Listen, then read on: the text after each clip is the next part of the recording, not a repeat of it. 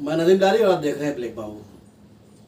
आजकल जो सबसे ज़्यादा मामला गरमाया हुआ है वो है वक्फ की जायदाद को लेकर के, वक्फ की मिल्कियत को लेकर के।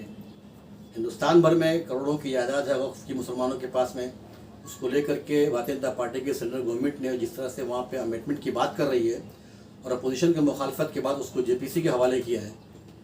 इस सिलसिले में all India Muslim personal law board ने एक QR कोड और एक ईमेल एड्रेस इशू किया है जिस पे आप जा करके अपना विरोध दर्ज कर सकते हैं कि हमको अमेंडमेंट नहीं चाहिए। हर मुसलमान को ज़रूरी है कि उसको ले जा करके वहाँ विरोध करें। इस सिलसिले में हमने बात किया मुंबई शहर के चर्चित समाज सेवक एडवोकेट हसन मुलानी से। उन्होंने इस मामले को लेकर के हमसे बात किया। उन्होंने बताया कि वक्फ क्या है, अमेंडमेंट क्या है और क्यों मुस्लिम पर्सनल लॉ बोर्ड ने किस तरह से QR code email address issue किया है और किस तरह से उसे आपको फॉलो करके उसको फॉरवर्ड करना है और अपना विरोध दर्ज कराना है। हम आपको ये वीडियो दिखा रहे हैं, इसको वीडियो को आप देखिए, इसको फॉलो कीजिए, अपना विरोध दर्ज कराइए, साथ में ही अपने जानने वालों को भी शेयर कर कीजिए और उनसे कहिए कि वो इस मामले में विरोध दर्ज कराएं। कोई कैद नहीं है कि कोई मुस्लिम हो या नॉन मुस्लिम हो, हर कोई अगर उसको पसंद नहीं है वक्फ बिल में अमेंडमेंट का तो वो इसमें अपनी विरोध दर्ज करा सकता है। ऐसे तमाम अपडेट्स के लिए हमारा चैनल ब्लैक बाबू सब्सक्राइब करें, वीडियो को लाइक और शेयर करें।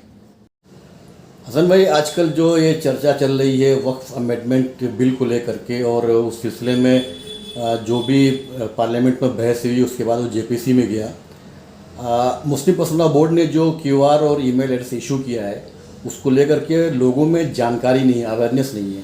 थोड़ा सा हम जानना चाहेंगे आपके ज़रिए कि वक्फ है क्या और इसका अमेंडमेंट किस तरह से है और ये जो मुस्लिम पर्सनल लॉ बोर्ड ने जो QR कोड इशू किया है उसको कैसे फॉलो करेंगे। सबसे पहले नदीम भाई आपका और ब्लैक बम्बू का बहुत बहुत शुक्रिया। वक्फ ये महज हिंदुस्तान में नहीं है, मैं आपको बता दूं कि दुनिया के तकरीबन जो जितने 200 ममालिक है, कंट्रीज़ है, वहाँ पर वक्फ की प्रॉपर्टीज़ है।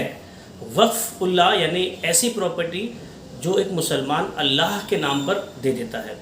हज़ारों साल से ये रीत रिवाज चला आ रहा है। कई सारी दरगाहें, कई सारी खानकाएँ, चिल्ले, इमाम बाड़े, कई सारी मसाजिद जो कई 100 साल कदीम पुरानी हैं, ऐसे कई सारे अलग अलग मोन्यूमेंट्स हैं जिसे वक्फ किया गया है। अलग अलग वक्त के राजा महाराजा, बिज़नेस करने वाले लोगों ने, उन लोगों ने जिनके पास ये ज़मीन जायदाद हुआ करती थी। इसको बहुत अनऑर्गेनाइज तरीके से मेंटेन किया गया था, कहीं इसके बराबर से रिकॉर्ड्स नहीं थे। आज़ादी के बाद 1995 यानी 1995 में एक वक्फ का कानून लाया गया जिसके बाद तमाम प्रॉपर्टीज़ को एक साथ में वक्फ बोर्ड के अंदर एक साथ में एक रजिस्टर बनाकर तमाम प्रॉपर्टीज़ को और जितने भी प्रॉपर्टीज़ की देख रेख करने वाले मुतवल्ली थे या खादिम थे उनका एक ब्यौरा, उनका एक रजिस्टर बनाने की जिम्मेदारी स्टेट और सेंट्रल गवर्नमेंट को दी गई थी। 1995 के बाद कई हज़ार एकड़ ज़मीन वक्फ बोर्ड के अंदर आई। सेंट्रल वक्फ बोर्ड जो है वो, और उसके अलावा हर स्टेट में, जैसे हम महाराष्ट्र में रहते हैं तो महाराष्ट्र का अपना एक वक्फ बोर्ड है। महाराष्ट्र की अगर बात करें तो तकरीबन 36,000 एकड़ ज़मीन महाराष्ट्र के वक्फ बोर्ड के अंदर रजिस्टर्ड है। वक्तन बवक्तन जैसे जैसे शहर बनते गए, जैसे जैसे नई नई इमारतें आती गई, गांव बड़े होते गए, कई सारे औकाफ की ज़मीनों पर, जिस ज़मीनों पर दरगाहों का, खानकाहों का, मस्जिद मदरसों का खुसूसी ख़ास तौर पर मुसलमानों का हक़ है कि वहाँ घर बने, मुसलमानों के लिए स्कूलें बने, बड़ी बड़ी कंपनियाँ बने या ऐसी तमाम चीज़ें बने, वो नहीं बन पाई। और कई सारे मुनाफाखोर और कई सारे हमारे ही कौम के जो मीर सादिक और मीर जाफ़र थे, इन्होंने मिलकर इन ज़मीनों की दलाली की, सौदा किया और यहाँ गैरों को और दूसरे लोगों को बेच दिए, जिससे ये पूरा के पूरा मामला डिस्प्यूट में चलता रहा। आज भी ऐसी कई हज़ारों एकड़ ज़मीनें मुसलमानों की है, कई लाखों एकड़ ज़मीनें मुसलमानों के हिंदुस्तान में है जो वक्फ बोर्ड के अंडर आती है।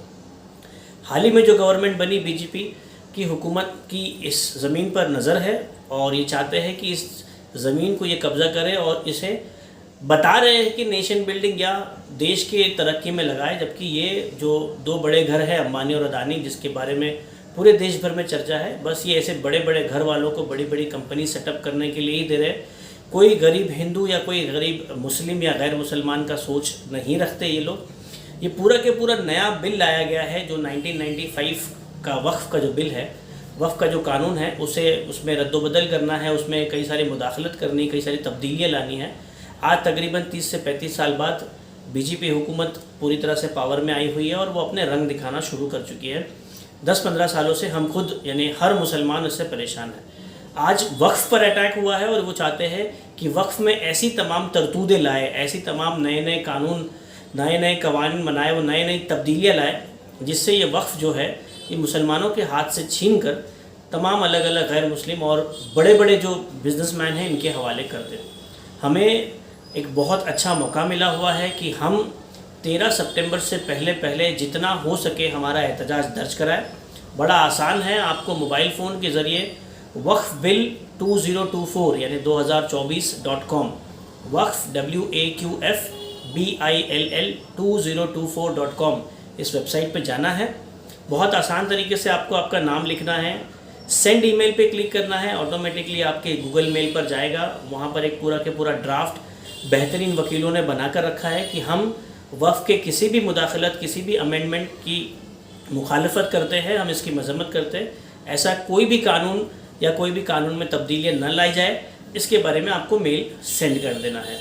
हमारी कोशिश है कि तकरीबन 5 करोड़ मुसलमान आने वाले 13 तारीख से पहले अपने एहतजाज, अपनी जो मुदाखलत हो रही है उसकी ईमेल भेजकर अपना जो एहतजाज है वो दर्ज कराए।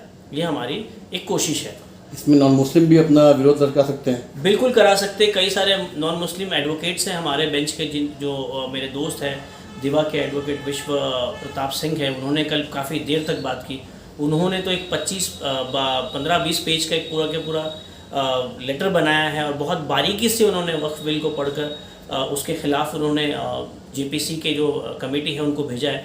तो हमारे कई सारे ऐसे हमारे हिंदू भाई भी हैं जो चाहते हैं कि ऐसा ना हो, क्योंकि उन्हें पता है कि आज मुसलमानों की प्रॉपर्टी पर हमला होगा और कल जो देवस्थान हैं, जो हिंदुओं की बड़ी बड़ी कदीम मंदिरें हैं और उनकी पुराने जो आश्रम्स हैं, इस पर इनका हमला होगा। और ये चाहेंगे कि जो देवस्थान है जहाँ पे हज़ारों करोड़ों का चंदा आता है, ये भी बड़े बड़े बिजनेसमैन हैं उनके पास चले जाए। और फिर बड़े बड़े मंदिरों को भी आप देखोगे कि बड़े बड़े बिजनेसमैन हैं वो चला रहे हैं और वो मैनेज कर रहे हैं। बड़े बड़े एयरपोर्ट, रेलवे स्टेशन और बड़ी बड़ी बैंकें और LIC तो बिक गई है। अब हमारे धर्म के जो जगहें हैं, मुसलमानों के, हमारे हिंदू भाइयों के, हमारे ईसाई भाइयों के, इनके धर्म स्थलों पे, इनके देवस्थानों पर अब इनकी नज़र है। अच्छा, जो QR कोड इशू किया उसको कैसे वो करेंगे? QR कोड भी स्कैन कर सकते हैं। QR कोड स्कैन करने के लिए एंड्रॉयड फ़ोन पर लेंस नाम का एक एप्लीकेशन है, LENS लेंस नाम का एप्लीकेशन है। जैसे आप वो इमेज अपने मोबाइल में डाउनलोड करते हैं, लेंस एप्लीकेशन खोलकर QR कोड स्कैन करते हैं, तुरंत वो आपको आपके ईमेल पर लेकर जाता है। आसान है कि आप वक्फ बिल 2024.com पर जाएं और अब अपना एहतजाज दर्ज कराएं। Okay, thank you.